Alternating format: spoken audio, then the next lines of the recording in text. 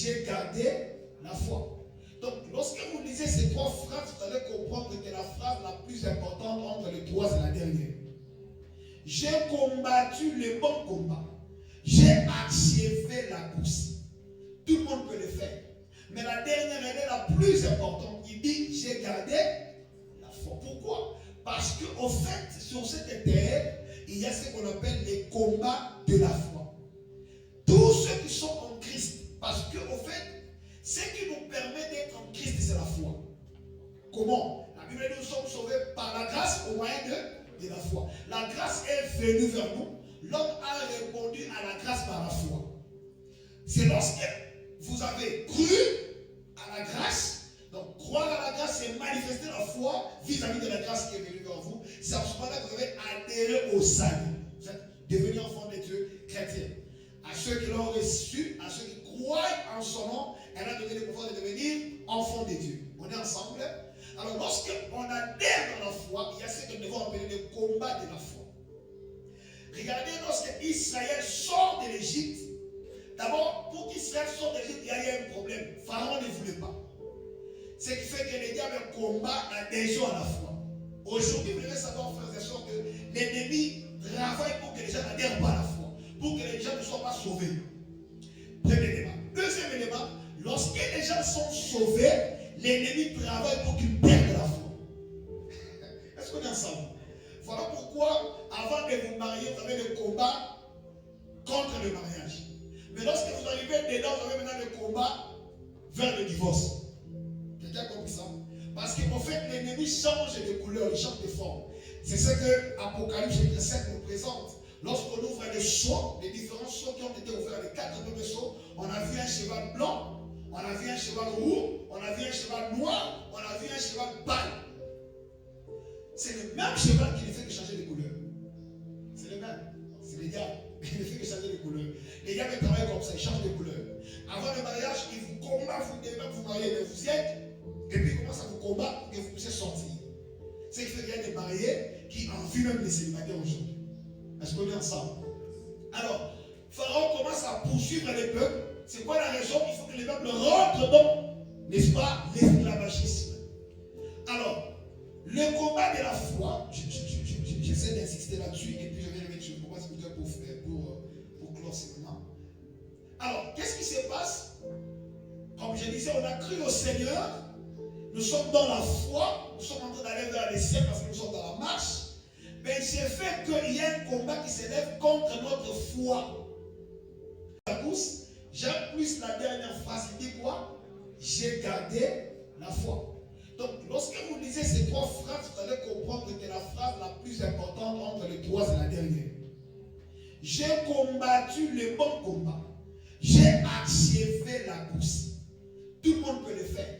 Mais la dernière, elle est la plus importante. Il dit, j'ai gardé la foi. Pourquoi? Parce qu'au fait, sur cette terre, il y a ce qu'on appelle les combats de la foi.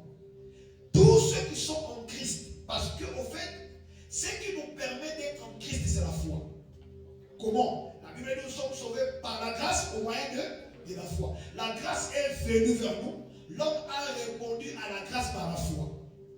C'est lorsque vous avez cru à la grâce. Donc, croire à la grâce, c'est manifester la foi vis-à-vis de la grâce qui est venue vers vous. C'est à ce moment-là que vous avez adhéré au salut. Vous êtes devenu enfant de Dieu chrétien. À ceux qui l'ont reçu, à ceux qui croient en son nom, elle a donné le pouvoir de devenir enfant de Dieu. On est ensemble? Alors, lorsqu'on adhère dans la foi, il y a ce que nous devons appeler le combat de la foi.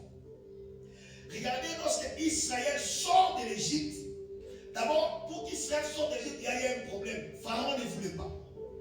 Ce qui fait que les diables combattent des gens à la fois. Aujourd'hui, vous devez savoir, frères et sœurs, que l'ennemi travaille pour que les gens n'adhèrent pas à la foi, pour que les gens ne soient pas sauvés. Premier élément. Deuxième élément, lorsque les gens sont sauvés, l'ennemi travaille pour qu'ils perdent la foi. Est-ce qu'on est ensemble? Voilà pourquoi, avant de vous marier, vous avez le combat contre le mariage. Mais lorsque vous arrivez dedans, vous avez maintenant le combat vers le divorce. Quelqu'un a compris ça?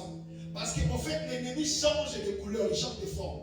C'est ce que Apocalypse chapitre 7 nous présente. Lorsqu'on ouvre les sceaux, les différents sceaux qui ont été ouverts, les 4 premiers sceaux, on a vu un cheval blanc, on a vu un cheval roux, on a vu un cheval noir, on a vu un cheval pâle. C'est le même cheval qui ne fait que changer de couleur. C'est le même. C'est les diables. Il ne fait que changer de couleur. Les diables travaillent comme ça, ils changent de couleur. Avant le mariage, ils vous combattent, vous devez vous marier, mais vous y êtes. Et puis ils commencent à vous combattre pour que vous puissiez sortir. C'est ce qui fait qu'il y a des mariés qui envient même les célibataires aujourd'hui. Est-ce qu'on est ensemble? Alors, Pharaon commence à poursuivre les peuples. C'est quoi la raison? Il faut que les peuples rentrent dans, n'est-ce pas, l'esclavagisme. Alors, le combat de la foi, j'essaie d'insister là-dessus et puis je vais revenir sur le combat spirituel pour clore ce moment. Alors, qu'est-ce qui se passe? Comme je disais, on a cru au Seigneur, nous sommes dans la foi, nous sommes en train d'aller vers les cieux parce que nous sommes dans la marche. Mais il s'est fait qu'il y a un combat qui s'élève contre notre foi. Genèse chapitre 3, le verset 14 à 15. La Bible dit, l'Éternel Dieu dit au serpent, non, je peux même prendre le verset 15, je mettrai inimitié entre toi et la femme, entre ta postérité et sa postérité, celle-ci t'écrasera la tête et tu lui blesseras les talons. Il dit à la femme, j'augmenterai ainsi de suite. Donc ici, les seigneurs avaient déjà établi le combat spirituel. Pourquoi nous parlons du combat spirituel? Parce que premièrement, c'est un combat qui se passe au niveau de l'esprit. D'abord, l'homme est tripartite. La Bible dit que les dieux de paix vous sanctifient tout entier. Corps, âme, esprit. L'homme est tripartite. Mais le combat spirituel, c'est un combat qui se manifeste d'abord au niveau spirituel. Première information. Deuxième information, nous appelons ça combat spirituel parce que celui qui nous combat est l'esprit. Le diable est l'esprit. Alléluia. C'est dans ces deux dimensions-là. Mais attention, tout ce qui affecte l'esprit peut affecter l'âme. Et tout ce qui affecte l'âme peut arriver au niveau du corps. Le combat se passe d'abord au niveau de notre esprit, mais c'est un combat qui peut être manifesté. Alléluia. Parce que le combat entre Ésaü et Jacob n'a pas commencé dans le physique.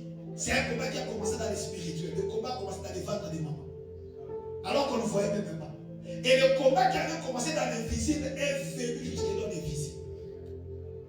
Voilà pourquoi nous sommes rassurés que le combat spirituel existe dans la mesure où ses effets sont manifestés. Est-ce qu'on est ensemble? Les effets de ce combat-là sont manifestés. Voilà comment nous devons identifier pour dire qu'ici, il y a un problème spirituel. Mais le combat se passe d'abord au niveau spirituel parce que l'Église, c'est un peuple spirituel. Lisez la Bible, vous allez vous rendre compte que le combat d'Israël, c'est un combat physique. Mais le combat de l'Église est toujours spirituel. Parce qu'Abraham avait deux postérités. Il avait une postérité céleste et une autre qui était terrestre. La Bible dit que Dieu lui a parlé de sa postérité comme le sable de la terre. Mais le même Dieu lui a parlé d'une autre postérité qui sera comme les étoiles du ciel. Il y a deux postérités. En Abraham, il y a deux peuples. En Abraham, il y a le peuple physique, les juifs physiques. Il y a aussi les juifs spirituels qui sont l'Église des dieux. Alléluia. Alors, le combat de l'Église, c'est un combat spirituel, il n'est pas physique. Mais le combat d'Israël, lui, est physique. Est-ce qu'on est ensemble? Alors, sachant tout simplement que le combat spirituel est vrai. L'ennemi livre un combat contre nous. Mais ce combat-là a un objectif. Parce que l'ennemi ne peut jamais vous combattre en vain. Tout combat que l'ennemi livre contre vous vise votre foi. Est-ce qu'on est ensemble? L'apôtre Pierre parle du diable. Il l'appelle, il dit, votre adversaire. Le diable n'est pas l'adversaire de Dieu. Il est notre adversaire. Paul l'a dit à Élimas, il dit ennemi de foi de Dieu. Il l'appelle ennemi de foi de Dieu. Alors, sachant qu'effectivement les combats spirituels existent, vous savez, même si vous refusez ces combats-là, ces faits seront manifestes, que vous le vouliez ou pas. Voilà pourquoi un jour l'adorateur était devenu un chasseur de démons. J'ai entendu mon père de l'autre lui, non, on a beaucoup amis. Je veux comme étant mon papa et mon papa. Donc, adorer, non, à ce moment papa. Alléluia. C'est un combat vrai. L'apôtre Paul voulait, la Bible dit qu'il voulait même aller rendre vie aux Thessaloniciens.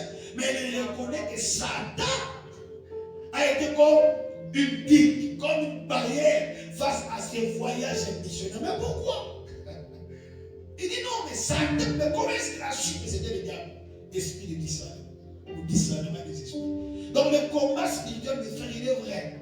Il est vraiment vrai. C'est une réalité. Dieu l'a établi et nous sommes en train de le vivre chaque jour de notre vie. Mais n'oubliez pas que c'est un combat qui vise votre foi. Tout ce que l'ennemi peut faire autour de vous, c'est contre votre foi. Lisez Job, vous allez voir qu'il a touché à la vie de ses enfants. Il a touché à ceci, il a touché à cela. L'objectif, c'était que Job réunit Dieu. Il dit, je touche et tu verras s'il continuera à être tel. C'était le combat contre sa foi. Mais la bonne nouvelle que j'ai, c'est que le Seigneur Jésus-Christ a déjà vaincu celui qui combat notre foi. Le problème aujourd'hui, c'est quoi? C'est que tu dois marcher avec la mentalité d'un vainqueur. Je commence à te dire. Parce que, vous savez, le diable a été vaincu où? Au mont Golgotha. Lorsque vous lisez Marc chapitre 15, le verset 22, on dit que le Seigneur a été amené à Golgotha. Golgotha signifie lieu du crâne. Le crâne se trouve dans la tête. Le vrai combat aujourd'hui, ça se vit. Le vrai combat entre l'ennemi et nous se passe au niveau de nos pensées. Se passe au niveau de notre tête. Voilà pourquoi l'église doit être bien enseignée avec l'objectif que la pensée soit renouvelée. Parce que la pensée renouvelée, c'est la pensée qui rentre dans la pensée de Dieu. La pensée renouvelée, c'est la pensée qui rencontre la pensée de Dieu. Et lorsque ta pensée va rencontrer celle de Dieu, tu vivras comme un vainqueur tous les jours de ta vie. Des fois, les gens ne vivent pas la victoire qu'ils ont déjà. Parce que tout simplement, ils ne connaissent pas cette victoire-là. Ils ne savent pas ce que le Seigneur a fait. Nous devons prêcher à l'église.